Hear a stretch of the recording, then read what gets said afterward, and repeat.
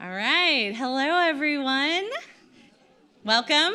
My name is Madeline Fitzgerald, and I'm the manager of adult programs here at the Amon Carter Museum of American Art. Thank you all for joining us this evening for our artist talk with Dario Robleto. On behalf of the museum, I would especially like to welcome and thank our members who are in the audience this evening. It is because of your generosity that our collections and special exhibitions are free and open to everyone. I would like to thank the Art Bridges Foundation's Access for All program for their generous support of Second Thursdays at the Carter. Every second Thursday, you can connect with art through cocktails, conversations, and creativity. Each month, you'll find something different, from performances and artist talks to unique tours, art making, music, and film. I'd also like to especially thank the Santa Barbara Museum of Art, who helped co-organize Dario Robleto The Signal with us. The film Ancient Beacons, Long for Notice is made possible in part by Via Art Fund, and a special thanks to the Alice L. Walton Foundation Temporary Exhibitions Endowment for their support of the Carter's presentation of the exhibition. I would also like to thank the staff at Hired Hands for providing American Sign Language interpretation for tonight's talk. Thank you. I have the pleasure of introducing our speakers this evening. Joining Maggie Adler, the Carter's curator of paintings, sculptures, and work on paper, is artist Dario Robleto. Dario Robleto is an artist, writer, and filmmaker based in Houston, Texas. Throughout his career, Robleto has sought to cultivate rigorous, mutually transformative interactions between the arts, humanities, and sciences. He has exhibited his work extensively since 1997 at museums such as the Menil Collection in Houston and the Whitney Museum of American Art. His work has been profiled in numerous publications and media, including Radiolab, Krista Tippett's On Being, and the New York Times. He has been a visiting scholar and artist in residence at institutions such as the Smithsonian Museum of American History, the SETI Institute, the Robert Rauschenberg Residency, and the Radcliffe Institute for Advanced Study at Harvard University. He is currently serving as artist at large at Northwestern University's McCormick School of Engineering and the Block Museum of Art. In 2020, he was a research consultant to the popular science television series Cosmos: Possible Worlds, which aired on National Geographic and Fox. He is currently working on his first book, Life Signs: The Tender Science of the Pulse Wave, co-authored with Harvard art historian Jennifer Roberts. And in 2023, he opened a 10-year survey show entitled The Heart's Knowledge: Science and Empathy in the Art of Dario Robleto at the Block Museum of Art at Northwestern University. Immediately following Dario and Maggie's conversation, we will transition into a Q&A with all of you. I will have a microphone, which will allow for your questions to be heard by everyone this evening, as well as on the recording of tonight's talk, which will be posted on the Carter's YouTube channel.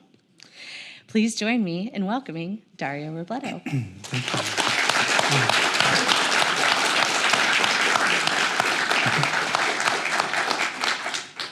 Thank you. Welcome, all of you. I hope you've had a chance to go upstairs to see the exhibition. Sometimes these events are not the most calm and quiet way to sit in contemplation of our exhibitions, but it's hopefully a teaser for you, for those of you who haven't been upstairs, to see the signal, to come back often. I have now heard tale that several people keep coming back to see the film upstairs, 71-minute absolutely extraordinary work of art, over and over and over again, and they are watching the whole thing. You do not have to commit to that, but I highly recommend. I'm on my probably 12th viewing, and I still am seeing so many beautiful, wonderful, intelligent, provocative, evocative things every time that I watch it. So please come back and experience that. I mean, we just have the rare pleasure today of hearing about Dario's career in his own words. I'm going to try to keep my words to a minimum, because if you came here expecting a traditional artist talk that only talks about the art world and Dario's role within it, you will be disappointed. If you came here for an extravaganza of multidisciplinary thinking that ranges from the cosmos to the heart, to the brain, to the history of science, to current technology in science, engineering, and our place in the universe, welcome. Because that's what we will address. Okay. The exhibition upstairs is a combination of works on paper, photographs, installation works and sculptures, and Dario's latest medium, which is film. And I have to give a shout out to James Glisson, who is missing from our audience and stage today. Every time we've had an event here, he has unfortunately fallen ill. I hope that is not something to do with the Carter. But this exhibition would not have happened without him, and we both commissioned this work and this film sight unseen. So it was a leap of faith that we knew was actually not that challenging, a leap of faith because of the sophistication and the beauty of Dario's work. So it is about the Voyager Golden Record, the Voyager probe sent into space to serve potentially as the last will and testament of humanity long after the fate of the Earth may have been decided in a negative, in its own destruction. And what do you put in the last will and testament that you send beyond the confines of our solar system? It's provocative. It is the result of a multi-year investigation, two other, it's a third film in a trilogy of three films that really look at the heart, the mind, and how we communicate who we are as a species beyond the confines of our solar system. So welcome. I'm so glad that all of you are here, and it's just my great privilege to be on the stage with Dario. Thank you, Maggie. I'm going to start with a question. The film about the Voyager Golden Record is the culmination of a multi-year investigation. Can you discuss why you were interested in the Golden Record and how the projects leading up to this one relate to what you've done here? Yes, I would love to do that. And before I start, thank you to the Amon Carter. Yes, also thanks to James. Just a quick note for people who are curious about how this all happens. I just wanted to put an emphasis on the point Maggie made about trusting an artist sight unseen was that was a lot of space to give me and not know what it was going to be. So thank you for trusting me to do that. And I'm happy you like it. So yes, and as Maggie said, this tonight special for me. I'm happy to share it with all of you. I'm sure everybody has moments in their life where it signals the end of something, and it's inevitably a reflective moment to look back. And I'm at the end of I'd say 10 years, but it's maybe closer to 13.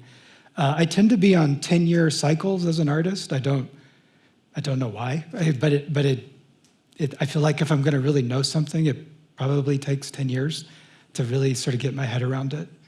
And I can't believe I'm getting old enough that this is the third cycle. But I'm happy to be here and reflect on it. So to do that, I wanted to just lay some groundwork and build off what Maggie just said. Just make sure we all know the core story of what has driven me for all these years. I hope everybody knows about the story. If not, I'll give you a quick primer. In the late 70s, NASA launched Voyagers 1 and 2. At the time, it was the first time humanity had sent a single probe to visit all of the outer planets at the same time. This is just wild feat of engineering. It can only happen because every 175 years, the planets literally align enough that one probe could reach all of them. It's a phenomenal feat of engineering. It was designed to last for 5 years. We're still in contact with it today. That's the longest running scientific mission in human history. So much to say about the science. I'd be happy to circle back to that later. I'm just going to keep moving a little forward here. But what makes the Voyager, more, in my opinion, even more beautiful and strange is that bolted to the side of it is an artwork. And I just want to point out how odd this is. Obviously, you can tell I'm very interested in the history of space and spacecrafts. And as of today, there are only 5 human-made objects that have reached the edge of the solar system, which is another phenomenal feat to think humanity has reached. All 5 of those probes have an artwork bolted to the side of them. This is very weird, because why you don't tend to bolt artworks to the side of scientific experiments. And what is it about the edge of the solar system that would require or inspire one to do so? I have my opinions on that, but I'm going to tell you about one of them. It's this one. The golden record is NASA realized they would exit the solar system at the time of launch. And they asked Carl Sagan to put a team together to design, at the time, this is late 70s technology, a long-playing LP record, to tell the story of humanity, just in case anything ever found it. What that anything is, we'll circle back to in a minute, but it's a phenomenon. One of my biggest claims as an artist is that I think this is the greatest work of art that art history has never accounted for. And there are reasons why I think that that's true. But the story of what made it on board and why is truly a phenomenal story worth our time and attention. I should say that a long-playing record at the time, it had an hour-and-a-half storage capacity. So raise the stakes of this problem. Carl Sagan, please put a team together, tell the entire planet's story in an hour and a half, accounting for the wild diversity. And we can debate, did he get it right? Did the team get it wrong? I love having those debates, but I'm gonna, again, move a little faster just to get to the one thing that made it on board that is what has driven me all these years. And while one of the team members named Andrian, young 27-year-old writer, she was tasked with putting together a mixtape of humankind. I think it's the most provocative, consequential DJ set anyone's ever put their mind to with what's at stake. And what Anne chose and why it's on board, I talk about it in the film. I won't go over that right now. But what happened, which only was revealed decades after launch, is that her and Carl fell in love while they were making this potential final document of the planet. And Anne, at that time, nobody had really pondered what about human emotions as a thing to include on the record, as a thing that existed in the universe, worthy of putting there as a thing, all the other things they picked. This is a really provocative idea to do. And I have my other claim about Anne is that I think she's our most consequential feminist avant-garde artist that art history's never accounted for because of what she did when told, basically, no, we can't do, we're not going to do that. It just got a little too mushy for the high-minded scientists to agree to. But Anne did something so provocative. She, let's see. So just for point of clarification, there was a mandate from NASA of the type of material that could go on the golden record. Exactly. And she had ideas of what could supplement that or augment that. Yes, and so when push came to shove, the conversation had to arise. Does humanity put its best face forward, is the language they used. If this is the final document and it's going to outlive the planet's existence, then why not, according to them, the rest of the team, why not give our best face forward? Interesting argument. I don't disagree with it, but what Anne did is so provocative because she didn't agree. And she thought, well, what are the rules of history telling at the level of the cosmos and forever? That's a different problem, and maybe it raises different moral questions. Anne was the only one who asked the toughest question about emotions and the negativity, the ways we can undermine our flourishing, as I say in the film. Should that not be accounted for as well?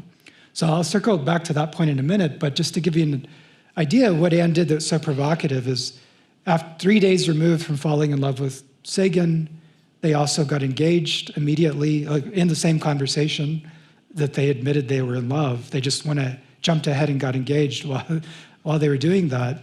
And high from the ecstasy of this moment, Anne asked Carl, did he think an alien technology might be able to read the electricity of her body, specifically her brain and her heart, and decipher it back into whatever she was thinking about.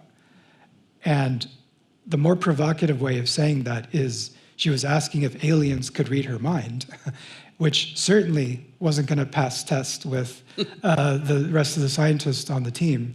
So Anne did something very provocative and subversive. She recorded her thoughts of these things, and specifically falling in love, as well as other types of love.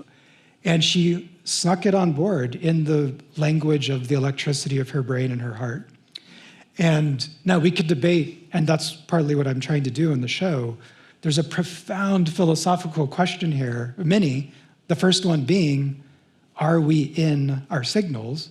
And by we, I mean the nuance of individuality, the specificity of Anne falling 3 days removed from falling in love with the most famous scientist in the world while they're working on the final document of our planet.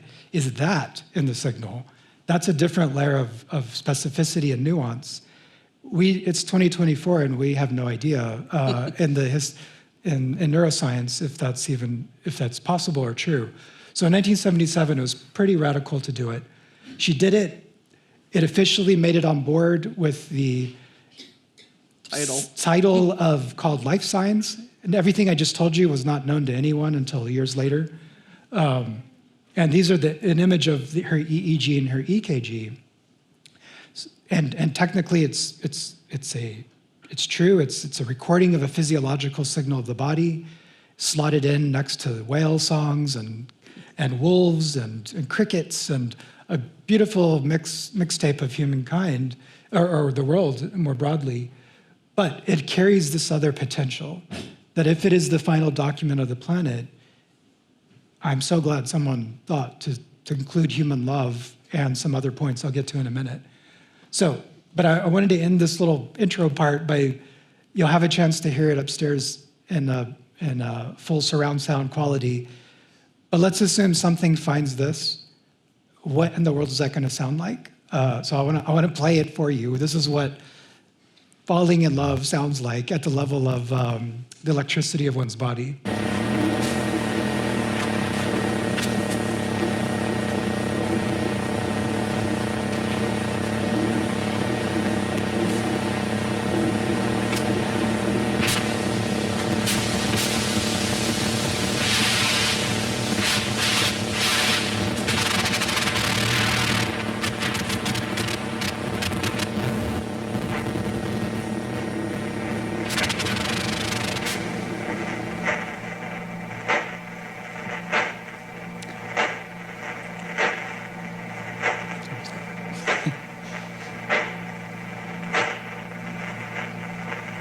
That's actually the sound of a pulsar that got added onto the end there. But now, that to further add to the decipherment issue here, let's assume there is something out there to find it.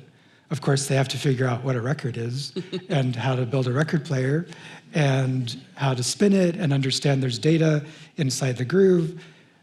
To add another layer of complication, this is an hour recording of her brain and her heart that because of space limitations had to be compressed to 12 seconds.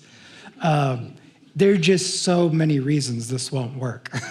And yet so much is at stake for it to work. And I love that tension. And they were constrained by the technology of the moment, but she did it. It's there. And there's a wild implication that maybe, given enough time, there's a way to unlock the code. And as of 2024, it has officially broken free of the gravitational pull of the sun, and it's still drifting. It's the fastest made object humans have ever made. It's traveling at 38,000 miles an hour, and we're still in contact with it. Can milk the battery a few more years. I check on it every day. There's a website that maintains a mileage a speed odometer and a mileage counter. I start every day of my life looking at it as just a way of grounding myself. And it's a really remarkable thing that Anne is the only human who knows where her 27-year-old heart in love is with precision. She knows the mileage from her, and she knows how fast it's moving away from her. That's a pretty profound experience for a human to have. So anyway, that's what this film is about, or the trilogy of the films digs in deep on this story. And then I'll be happy to tell you more about the story. When I originally approached Dario, of course, because I am a combination of a contemporary art curator and someone deeply invested in the 19th century, we started having conversations in a way that I hadn't really considered, which is that as lovers of art, as people who adore images, we have access to images that are thousands of years old, millions of years old, if you will, and we can decipher those, so we can understand the past through images. What I didn't think about, and Dario brought to my attention and is so much a part of his work, is that before Edison, basically, we cannot access the sounds of the past. And so I'm kind of interested in talking about your relationship to the past and the discoveries that you've made and what fascinates you about history. Mm-hmm. So, yes, one thing I've spent much of my life as an artist thinking about is what other sensory modes do we not have access to of the past because there just wasn't a recording technology around to record it, and sound is the one that I gravitate towards. And so something evocative that I hope stresses this point is, the James Webb Telescope is creeping us back. It's one of its stated goals is to image the first starlight that ever flickered on in the universe. We're on the cusp as a species of doing that, to see the first starlight that ever flickered on in the universe. Those photons are on their way to us still, and we're close to doing it. But sound is a whole other problem, and if you take Edison as the marker, then that's 1877. That's as far back in time as we can access sound. So the discrepancy of 13.8 billion years to 1877 is huge, is so profound to me, and I think, well, what all the beauty that comes with seeing the first star to flicker on, what is that equivalent with sound? What are we missing?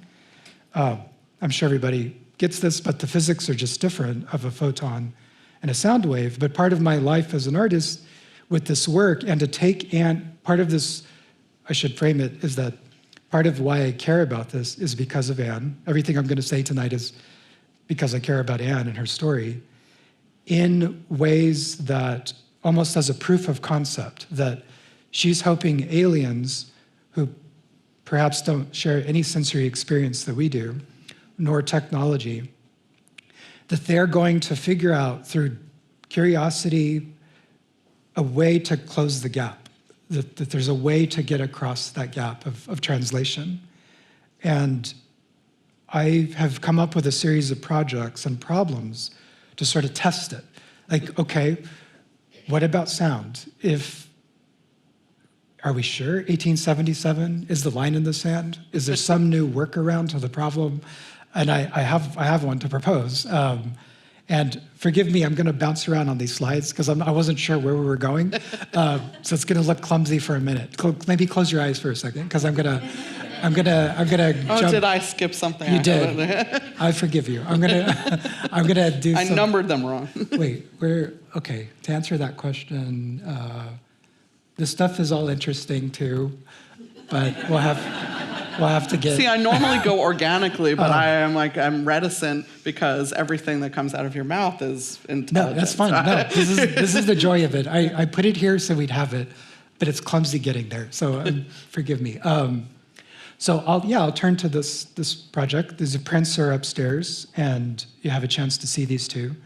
So this project, in the spirit of what you just asked, and in the spirit of trying to contribute something to Anne's story, something meaningful, that can we do it now? Like Anne set the problem up as several millions of years from now and aliens. I'm thinking, what about 45 years later and humans do it?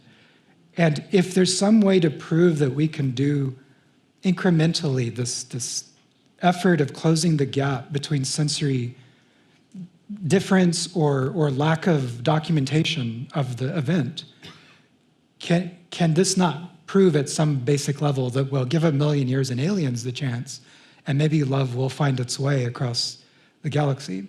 So, I mean, in a way, you are sort of the alien audience Yeah. for 19th century. yes, I love it, yeah. And when You're the recipient of the golden record in the form of historical information. Yes, I think I told you about one of Carl's colleagues, just one of my favorite quotes, so insightful.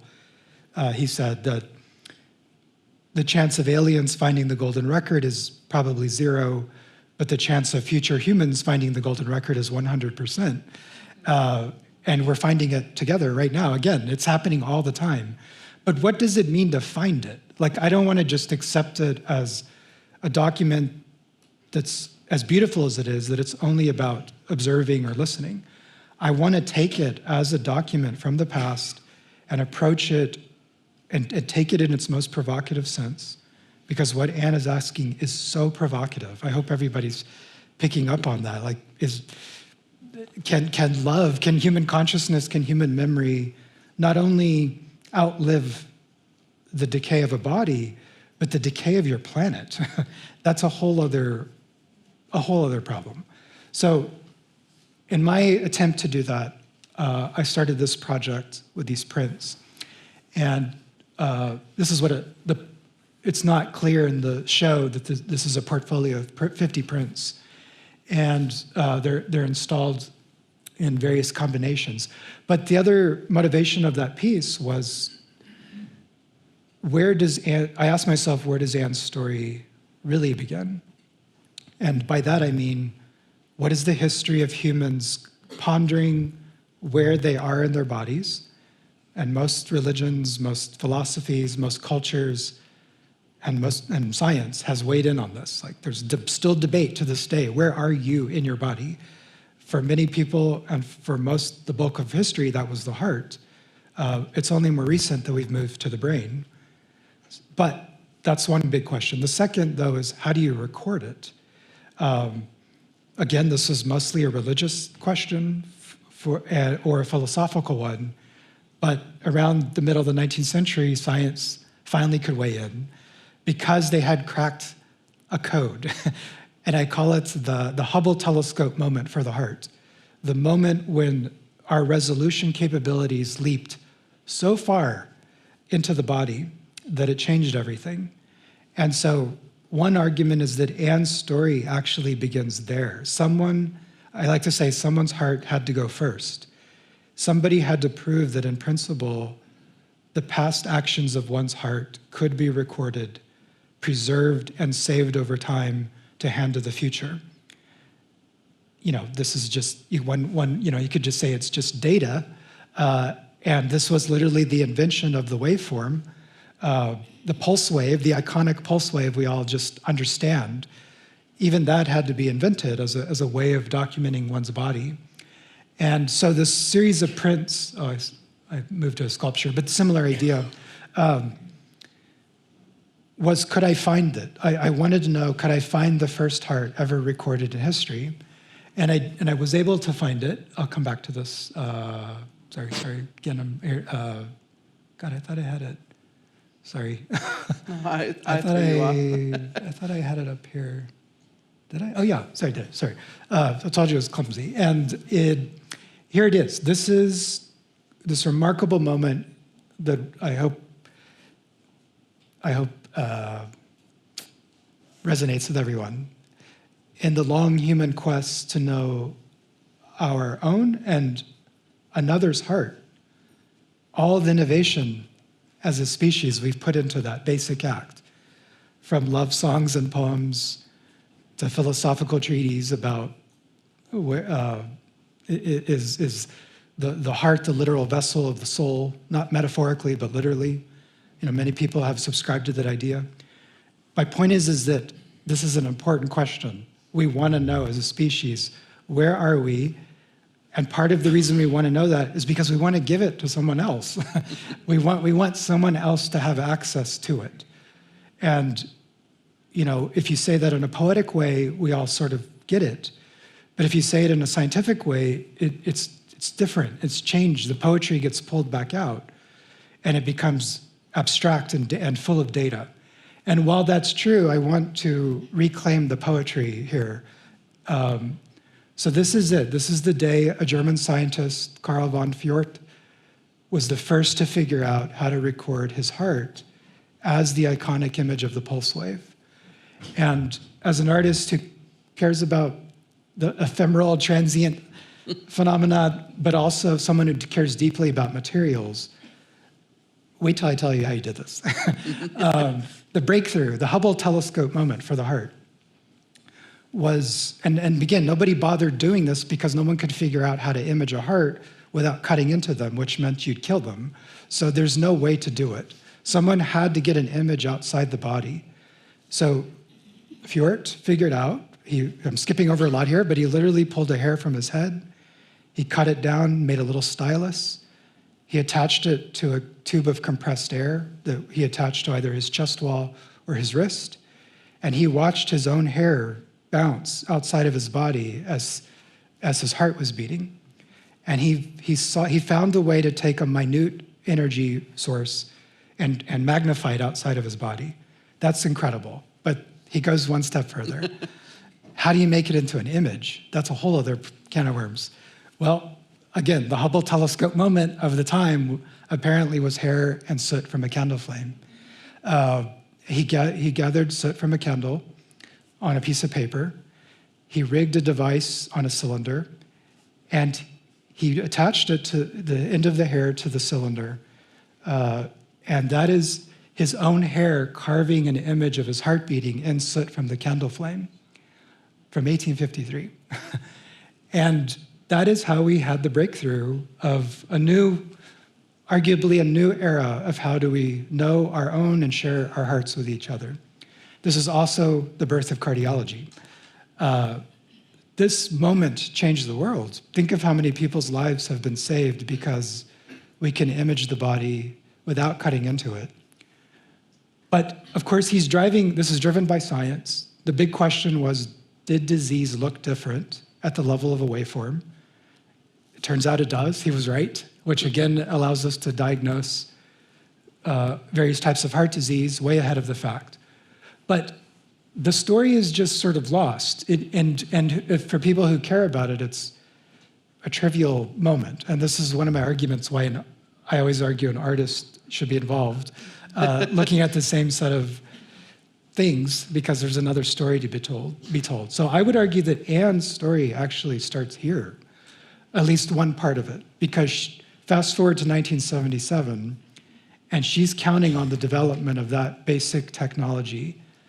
She's now taken it somewhere entirely different, which is not that the movement of her heart is what's being recorded, but the specificity of her love is being recorded. That's a different level of resolution. I don't know. It's an outstanding problem if it's even true. But here's where it starts. And so, sorry, Maggie, I know it's a long answer. No, this is perfect. This is great. We're going to get to the sound point now. We've encapsulated 17 questions. Okay. So we're good. But now I'll actually answer your question. It's about the sound. So when I started that story I just told you about, where does Anne's story begin, I assumed I would find a recording of a heart as sound. You may have noticed, but if Edison's in 1877, that recording's from 1853, there's a huge problem here, which is nobody had invented sound recording until later in the 19th century. So this raised a really interesting problem because I didn't emphasize this point, but this is also the beginning of acoustic science. This is the beginning of visualizing ephemeral sound waves. And nobody said that quite yet, except a handful of scientists said, I wonder what a sound looks like. And they pushed on this harder. So as I've learned now with the next thing I want to show you, I'll skip over this, but I just want to show you of the many collaborators I have that I'm really proud of, which we'll talk about in a minute, of just my engagement with actual scientists. Patrick Feaster is somebody I'm very fond of. I've worked with now for almost a full 10 years on this project. Patrick did something that, again, everybody should know about if you don't. He has been on a quest to find the earliest recording of a human voice. He didn't know about or cared so much about the heart history, but once I learned about his work, I realized we could work together and go even further. But what Patrick's done is phenomenal. He's invented a new category that doesn't even make sense, which is pre-Edison sound recording. How can you have a field about a topic before the tools were invented to frame that topic? But his argument is that these early waveform tracings that were only done to visualize sound, or ephemeral sound waves, that image up there in the top right corner kind of gives you an idea. The other way they're hitting a tuning fork, and it's using the little hair stylus to carve into the soot-covered paper. But many scientists did this, and they would also shout into these membranes, and it would be their voice that was then causing the etching in the soot.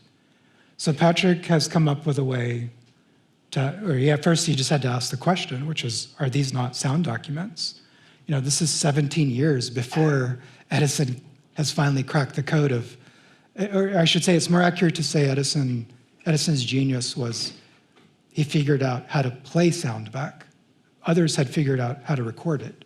They just didn't think about playing it back.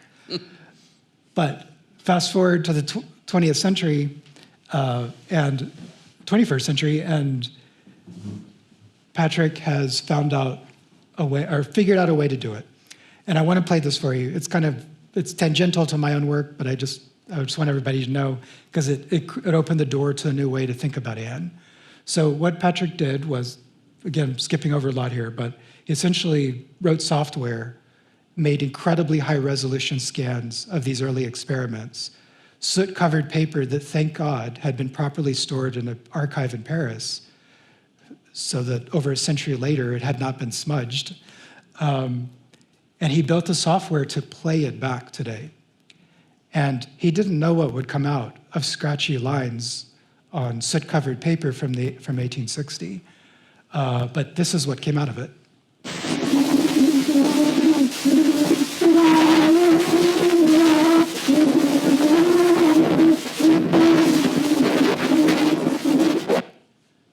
That is a scientist singing Au clair de la lune in his studio while his hair is marking his own voice in soot from a candle flame. And you can tell what song he's singing. This is groundbreaking stuff. I hope it hits you. I've known it still gets me every time. This is the ghost in the machine that made very, very real. But this opens a new way to think about sound. So now fast forward to my collaboration with Patrick. I wondered, he was so invested in the voice, and I started to wonder, because I already kind of knew the dates, that the study of the heart actually predates the study of the voice.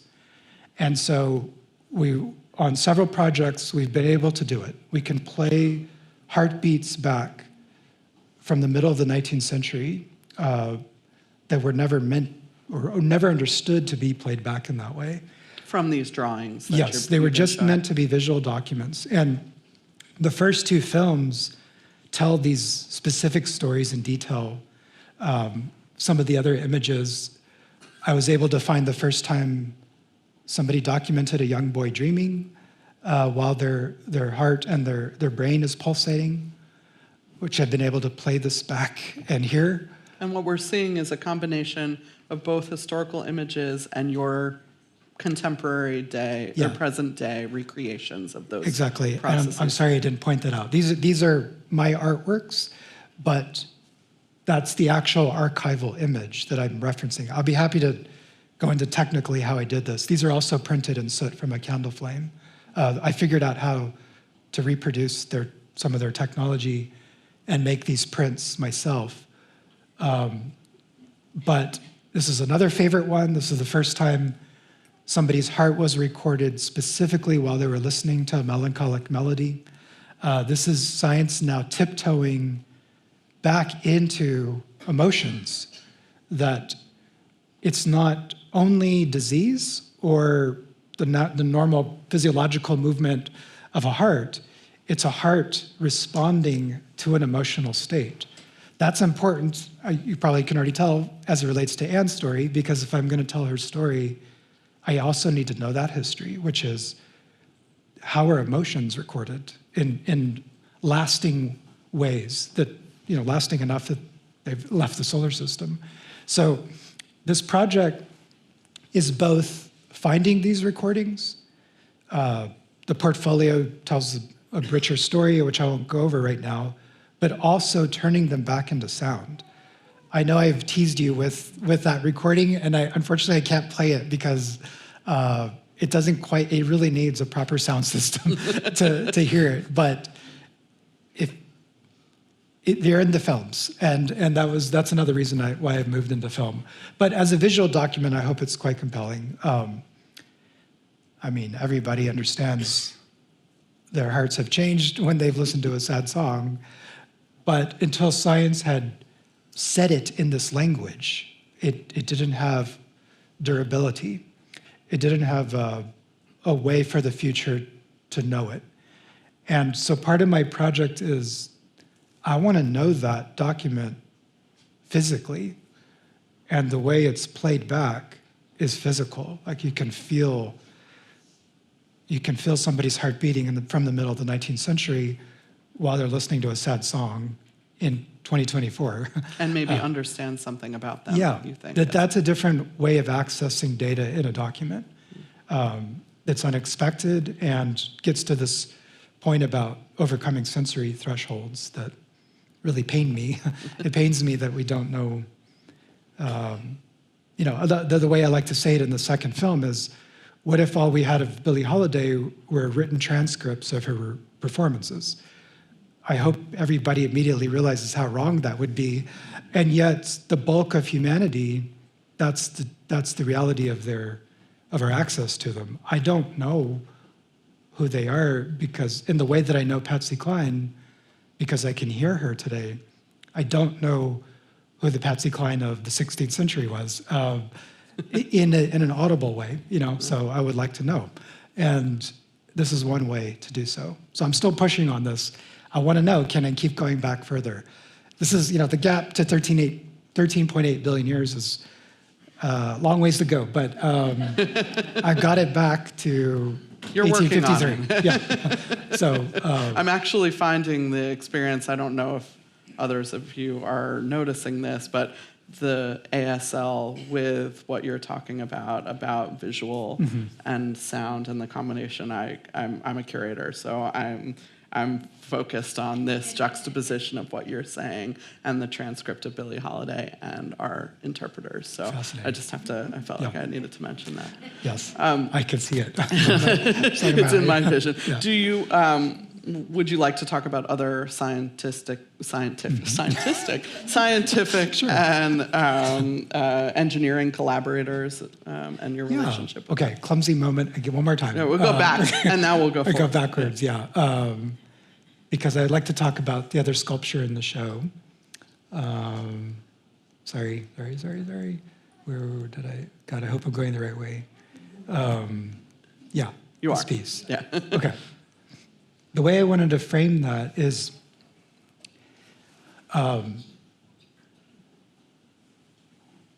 many of you might be familiar with the famously called Fermi's paradox. Part of my again, taking Anne serious, taking her at her most provocative claim, where are we in our bodies? Can love survive the death of cells? But also, is there anything out there to find it? This is also a total unknown to us as humans. We don't know. We're actively looking, of course, but it's been 60 years and we still haven't found anything.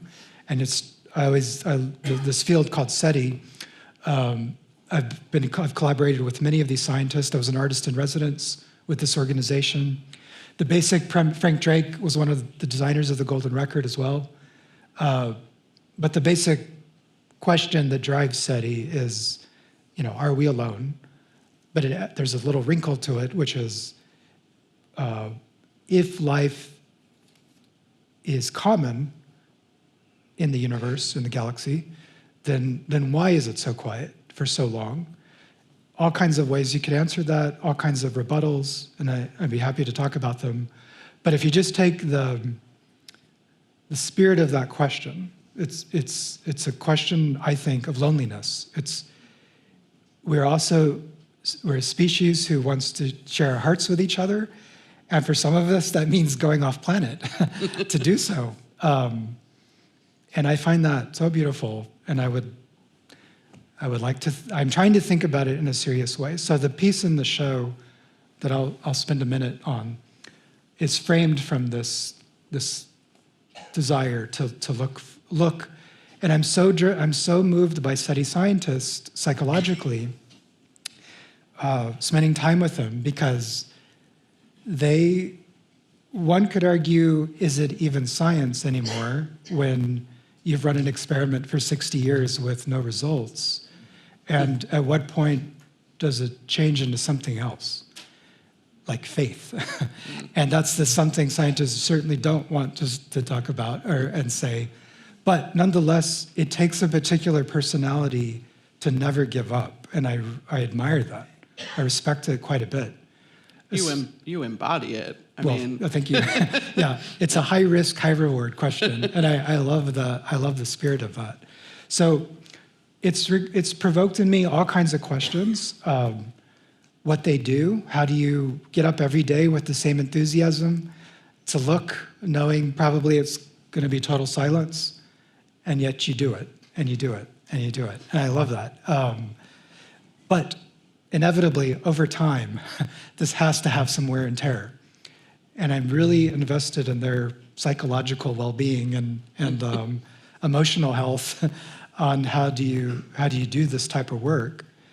And so I've been working on some sculptures to think about that. And so some of the questions that drive this project. But I want to show you the first sort of serious sculpture that I made talking about this. Just to give you an idea, here's a small sampling of messages that have left the planet. Physical messages. This one was sent by radio waves, but the other two are physical material documents. But I want to share this piece with you. This is my first attempt to really think about the problem through sculpture and materials. And so this image, the sculpture, it's called American Seabed. It's upstairs. I hope you can see it. And on the end of these brass rods are the inner ear bones of millions of years old, now extinct whales. Arguably, because the whale is specifically the species is just so huge, this bone in a human body is, you could fit it on the tip of your pinky, this inner ear bone. But because these creatures are so giant, their bone you could kind of hold in your hand, which means they had a better shot at fossilizing, which means they had a better shot of the future finding them. And I have found 42 of them here. And so I would also argue this is arguably the oldest material on the planet that we can touch that had a direct relationship to a sound 10 million years ago. And because that bone was designed to absorb and translate the meaning of sound waves. And because it's underwater, whales are designed to communicate over miles and miles. They are well suited to do SETI type work, and they find each other in the dark. And I really am blown away by that capability. On top of the whale ear bone is a butterfly, but the antenna, the twist of the piece is the antenna here they are stretched audio tape of Bob Dylan singing Desolation Row. And that might seem totally out of the blue, but I'll explain a little more why. And here's why. Here's why I made this piece, and what I was thinking about is you have 3 species from different time periods. All 3, the whale's hearing, the human voice, especially the human voice applied to expressiveness, to tell a story, and a butterfly antenna, the organ of the antenna. So the voice, the ear, and the antenna, these are 3 exquisitely designed abilities for creatures to communicate in meaningful ways. And even, the idea with the piece was that even with your best tools on the table and with your best intentions, how do you do it? How would that butterfly, Bob Dylan, and that 10 million-year-old whale ever meaningfully communicate? And I don't know how. I think through art, I can get somewhere, closing the gap again. But there's a sort of brutal reality to it that I'm relating to SETI scientists, which is, one, how do you find the motivation to do this? But let's say we got a signal tomorrow, or something found the golden record, you still have nearly insurmountable hills to climb on overcoming the communication gap, let alone the meaning in the communication. Like, that's a whole other layer of problem. And so this piece was meant to explore that.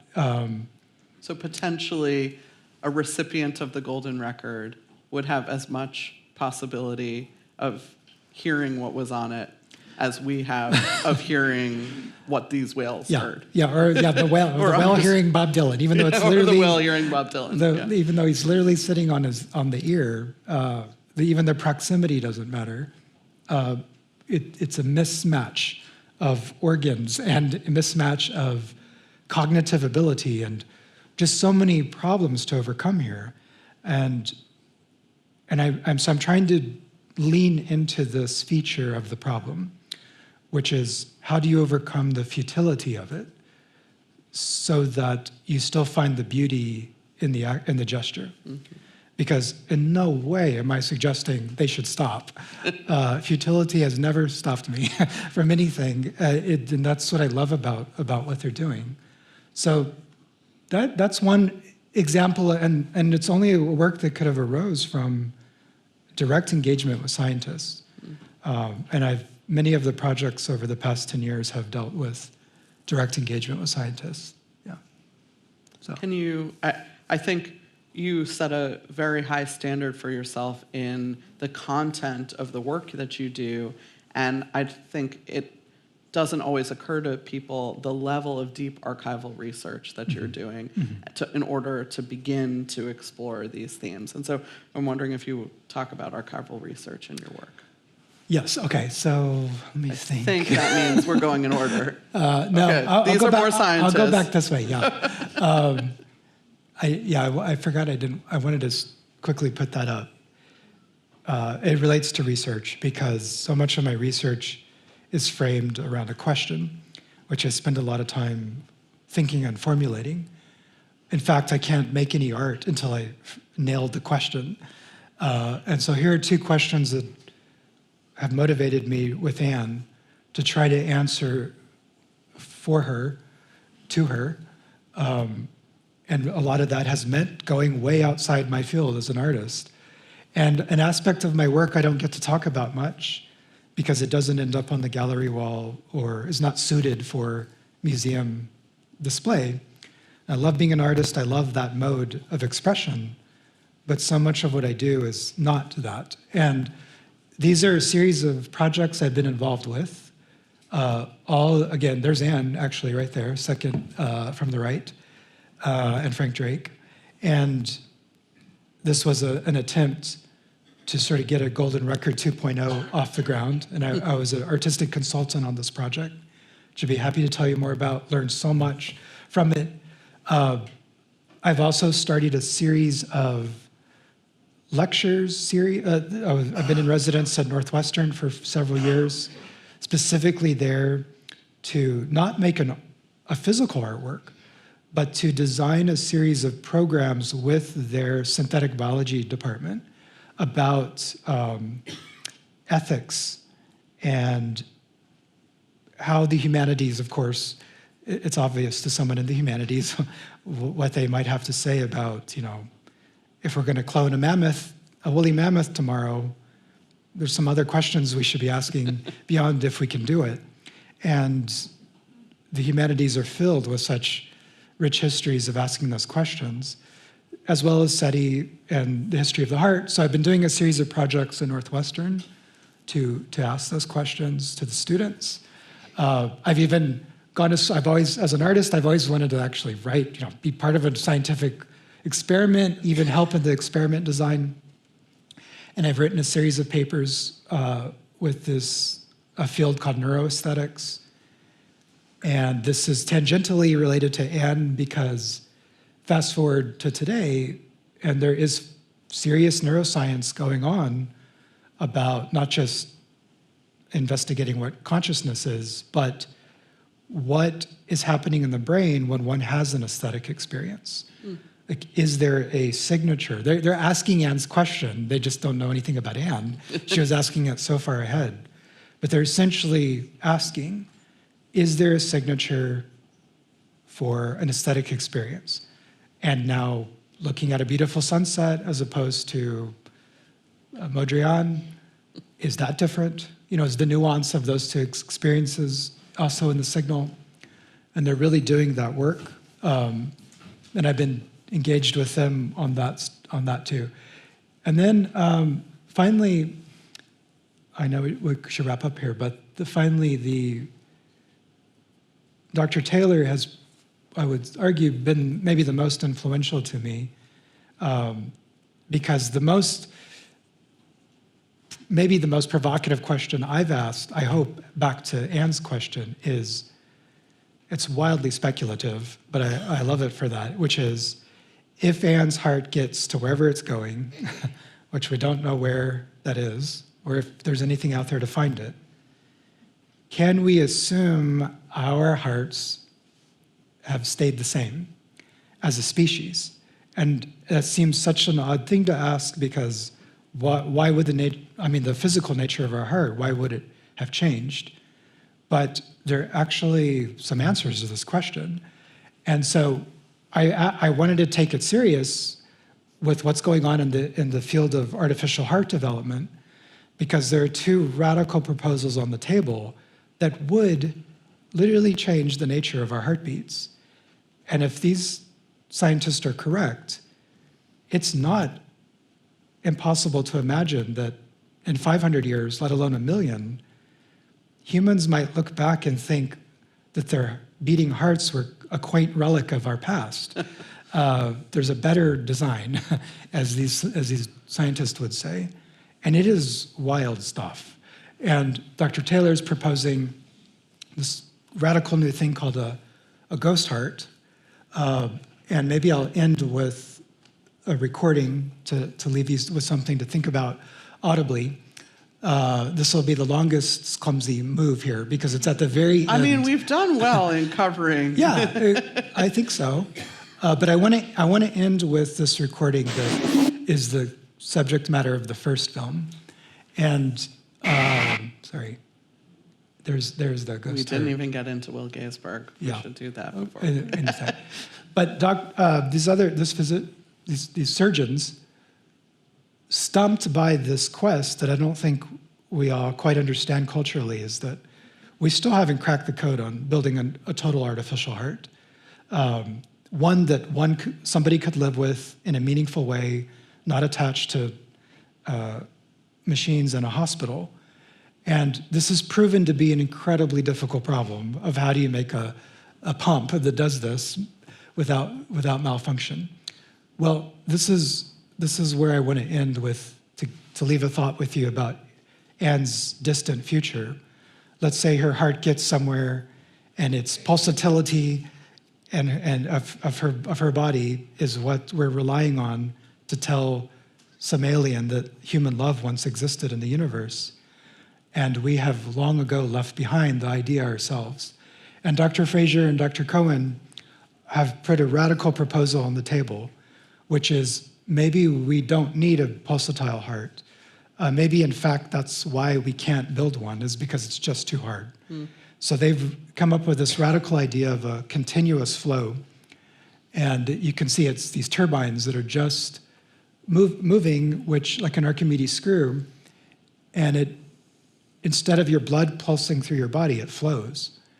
And they implanted this in Houston, where I live, in a man I would like everybody to know, named Mr. Craig Lewis, one of the many people who gave their life to science that nobody remembers, just like those pulse waves that I'm so invested in.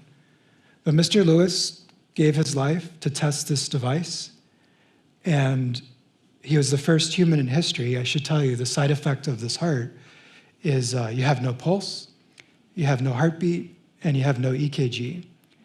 And he was the first human in history who was a flat line on every monitor in the room, but he lived for 6 weeks.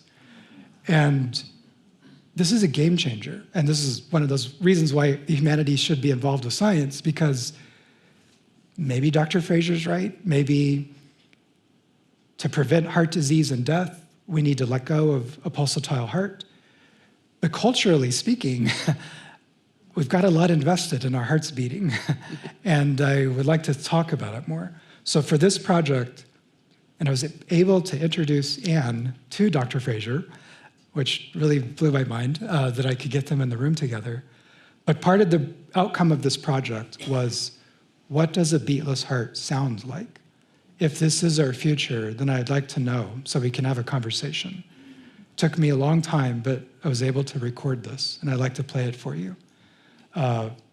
Very few people have ever heard this, or Dr. Fraser didn't even interest him to record it, because that's not what was driving the science. But this is the first time a beatless heart was recorded inside of a human, and whilst that person was the first to enter a potential new stage of humanity, which is a different relationship to our hearts. So this is what it sounds like.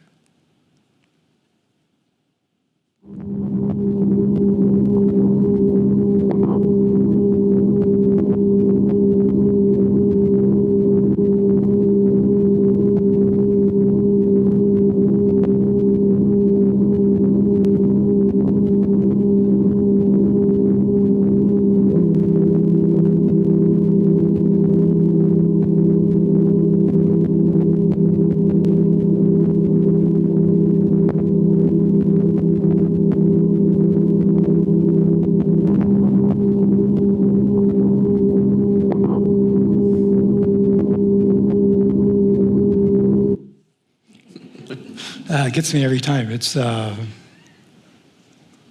still trying to process what it all means, but and I've analyzed what all those sounds mean. I'd be happy to tell you if you're interested. It gets even weirder. But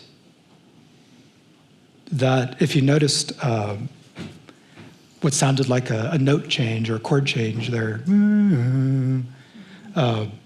this is Dr. Fraser manually changing the speed of the rotor blade, and playing the metaphor of playing someone's heart like an instrument is made quite literal in this case. It just opens up a whole new way of relationships between each other and our hearts. I don't know. I love to think and talk about this. At least it's out there now. I should add, Dr. Fraser would like to proactively put these in people before they get sick. That's his vision of the future, is just prevent heart disease from ever happening. And he thinks this device would do it. I don't know how we all feel about that as a society, but we should talk about it. It will change every love song ever written. Exactly. No one's fallen in love with a beatless heart. And I told him that, and he didn't care. But anyway, to wrap up, this is all again for Anne. It is a moment of reflection for me, because that question, what does one gift to the only woman whose heart has left the solar system? I didn't know how I would ever answer that question, but with the completion of this film and the dozens of works and the sound recordings, I feel something like I can give this to her now. And the book, I'm writing a book as well. I really plan on doing it. Anne is fully aware of all this work, and I can't wait to show her some of it. Yeah. One of the things that is a commonality of our work is putting everything into context. And so you went on a 10-year journey to forge this gift for her. Exactly. From whales to beatless hearts. Beatless hearts. Yeah. And everywhere in between. And the birth of sound recording. Yeah, I know. Anyway, thank you all for listening to that. I hope it's interesting. I hope you have a chance to see the film. The film will fill in more gaps than what I was able to share tonight. But we would like to share the opportunity for you to ask questions, to have a conversation with Dario. So Madeline has the microphone. We ask that you speak into it so that it gets captured on the recording. Who wants to go first? Awesome. Right in the front. Left. So a lot of media today uses the heart to describe emotion. Do you think in the future, where maybe we won't have a heartbeat, that will, lie on just deaf ears to people, maybe a million years in the future? Like anxiety, your heart beats faster, stuff like that. Mm-hmm. If that's written down in literature to describe stuff, do you think that's now meaningless maybe if we don't have that? Well, when I've asked Dr. Fraser something similar, he dismisses it as a overly romantic understanding of the body, because to him, and I always want to be fair to everybody. I know Dr. Fraser's not here to defend himself, and I want to be fair that this is somebody who's committed their life to saving lives, and he has. He holds the world record for the most heart transplants. He's a phenomenal person, but it doesn't mean he can't be blind to some things. And the question you're asking, I think, is important. As Maggie was saying, nobody's fallen in love with a beatless heart. No artist has made art with a beatless heart. Nobody's worshipped to their God with a beatless heart, etc. And that might be an overly romantic question to him, but even if we remove the pulsatility, it's unclear, and which worries me, it's unclear how the hormonal, for example, the interaction between the brain and the heart when one is having an anxiety attack or falling in love or the plethora of human experience, it's the relationship between the organs, those two, let alone the full embodied experience. So if you remove a crucial conduit from that process, it's unknown. At minimum, it's unknown. And it worries me that he doesn't seem to think that's a problem. He thinks the body will just adapt around it. And when he frames it as, driven by the Hippocratic Oath, he got mad at me once and he said, Dario, do you want to live or do you want to die? My job is to get you off the operating table.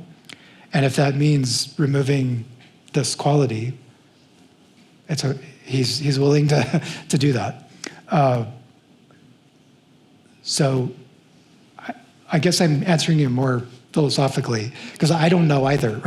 Nobody really knows. Nobody's run the test of what does it mean to live a life without a beating heart for 1 to 40 years. It's unclear.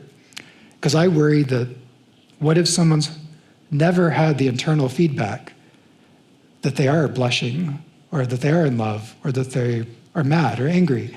All the things that our bodies are designed to tell us because of subtle cues. And if you remove that, then I don't know what that human is. As far as psychological health, it actually worries me if we've created a psychopath of some sort because they don't have the ability to read their internal cues. Well, sometimes you can't even really interpret what's happening. Excitement and anxiety are similar physiologically. Exactly. It's about the interpretation of it. No, it's a good point. But what if you never had any signal to rise to interpretation? I don't know. Maybe it would be in your toenail. We don't know. Yeah. Well, so that's the best I can answer it for now. For a broader platform, are you listening to any of the physicists who are detecting terahertz activity in the brain? In what? Terahertz activity? In the brain. Oh, in the brain. Uh-huh. And as that might relate to where consciousness is, and as that might relate to love, it's too early. Is it too early for an artist to look at that? I'm trying to frame it for art, but it was something I came onto in the last few years. God, no, I've never heard someone ask, is it too early for an artist to look at that? And I love that. That's such a good question because my impulse is, it's no. It never would be too early for an artist to be involved in anything is my general position. But often in your work, it's also never too late for an artist to be involved. That's true. That's such a good. An out for an unanswerable question. It does, but so I'm going to say it's never too early for an artist to get involved. And on the point of consciousness studies, definitely, I think artists can be involved. And in fact, the neuroaesthetics point that I brought up, I didn't cover it deeply, but that is why I got involved in that field, because I feel that it can contribute to consciousness studies in a tangential way, but nonetheless there. So the terahertz point, I'm not versed enough to say specifically what that science is doing. The history of EEGs and fMRIs, I know pretty well. Is that what you're getting at? I just don't know the terahertz point. I'm thinking of quantum physics. Oh, okay. Beyond anything we can map now. We don't. When you really get into it, you can see a little bit of what it does, but nothing at all of what's going on. I'm not going to pretend to know about that. Talk with an adept person about it, who in love, who will say, well, I don't know about quantum physics, but I'm going to keep on doing it. Yeah. Quantum physics, yeah. I can't even open the door That's to the that next right now. film. So, I'm sorry. I guess I did give a non-answer about it. I just don't know the terahertz point. But I like that you provoked me. I'd never said out loud that point until now, that it's never too early for an artist to be involved. I like that. Thank you. Yeah, I'm gonna remember that. What made you choose Desolation Row? Oh, great question. Yeah. I don't think I ever asked that. Well, it's beyond Dylan's, cultural standing of emotions to politics. It's also, I think it comes in at close to 7 minutes long.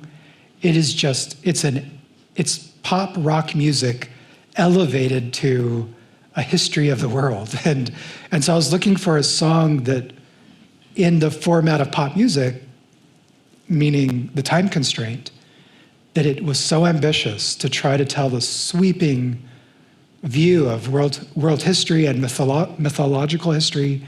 And so what I'm getting at is like a golden record in miniature. It was a pop song trying to do something so much more than pop music's designed to do. And I admired that quite a bit about that song. So that was why I chose it, that it seemed to mimic the spirit of how much can you say in the shortest amount of time. So that's why, yeah. Oh. We have a question in the Desolation back. Row. Desolation Row. Mm. Okay. I'm not quite sure how to ask my question. It might be more of a reaction, but I'm trying to think about the distinction between sound versus music.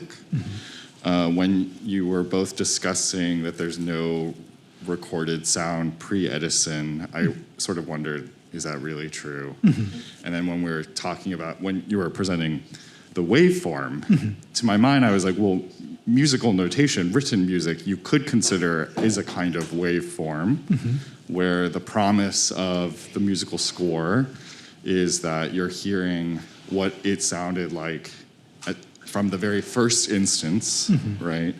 And so, of course, written musical notation predates Edison. So I was just sort of wondering how you might distinguish between sound versus music. But then my final kind of point or reason to ask this is when you were playing the Beatless Heart, it seemed to me to sound actually like drone music.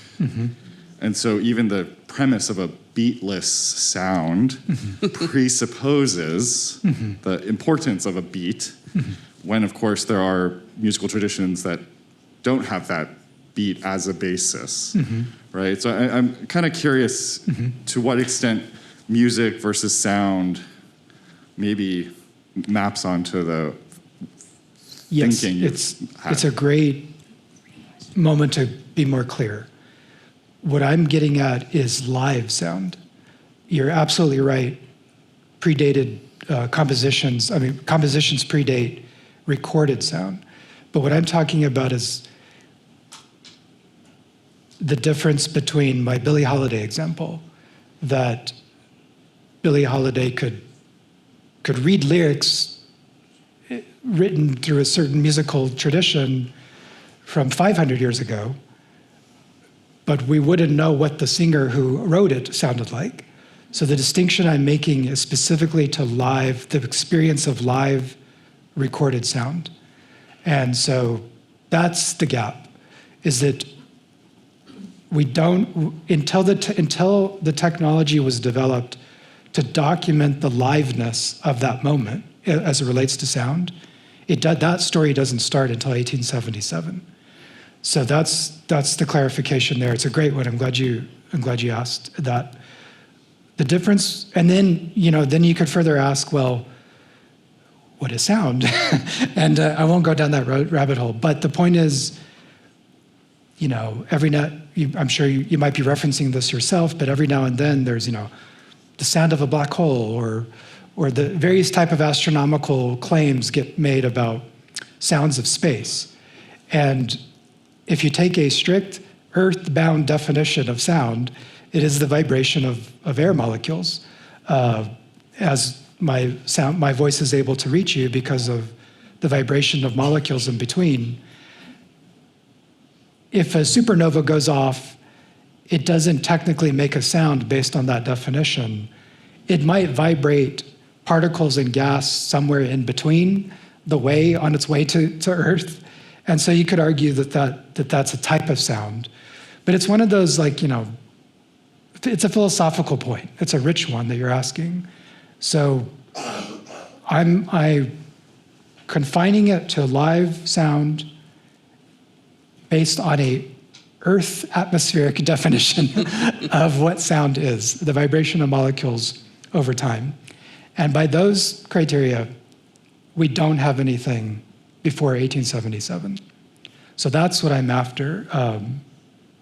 And I've done work with old musical notation as well. Even these early attempts to notate various insects and animals. Maybe I'll just throw this one out. You just made me think of this wild one. Because I keep thinking, well, what are other ways that sound, because you need a medium. You need an object scraping over time into another medium, like the hair and the soot. And Patrick and I have been working on another project with these dinosaurs who had particular spikes on their tails. And there's a whole field in dinosaur studies just about these spikes on these particular species. But when they whipped their tails back and forth, and if they happened to be roaring while they were whipping their tail, those spikes left indentations in the mud. I mean, there had to be mud. Then it also had have a chance to be fossilized, et cetera. And those things exist. There are tracings of dinosaurs' tails as they were roaring in fossilized limestone and mud and other material. So I am trying to get outside of the box of what I even mean by recorded sound. And there are wild possibilities like that out there that we're working on. So One more? anyway. We have time for one or There two. was I've got this one right kind here.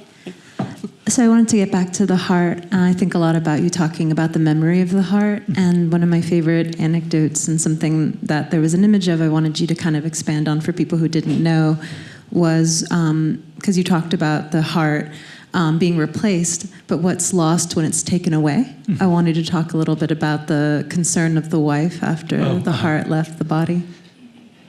Yes, thank you for prompting that. Yeah, I should mention the two examples I showed. Mr. Karp, the first person to have an artificial heart in 1969, and then in 2008, Mr. Lewis. This also never made the headlines or isn't in any history book, but both of their spouses were interviewed. These were media sensations at the time, especially in 1969. Mrs. Karp was interviewed right away afterwards, and as was Mrs. Lewis, and two people who didn't know each other, separated by decades. They were both asked, what was the first thing you asked your spouse after surgery? They both said the same thing. They said, do you still love me? They asked their spouse if they still loved them. And this is maybe back to the realm of Dr. Fraser thinking, what a silly question. Like, of course he still loves you. Why would you even ask that? It's an overly romanticized notion of the heart. But I think what Mrs. Karp and what Mrs. Lewis asked is at minimum as important, as interesting as the physiological question, because they were getting to what you're asking. They were getting to the lived experience of having a beating heart, which we don't think about most of our lives, but until it matters. And my God, did it matter in that moment for those two women? And it made me do more research about the history of the interviews with the spouses. And I highlight them for the sake of the story, but there are numerous other examples of the spouse asking something as direct and core as that. And why not? Why not ask that? I'm not willing to dismiss that out of hand, because it's getting to this other question about who are we, where are we in our bodies? We might be in the spleen. Yeah, it might be the gallbladder. And yeah, so thank you for asking me that, because that's part of this work. It's like what Anne did, you know? She asked seemingly a trivial question, what about love, on the Golden Record, was told, that's a silly question. We've got other things to put on board. She went for it anyway, which I admire so much. And so there's a lineage of that impulse to ask that other question. And it seems, at least the stories I'm emphasizing, it arises when you're making the final document of your planet, or your husband has just been given a beatless heart. It's not surprising one would ask some deep core questions like that. So thanks for asking that question. I think that's a really lovely point to end on. Thank you all for your questions, and thank you, Maggie and Dario, for your being here. conversation.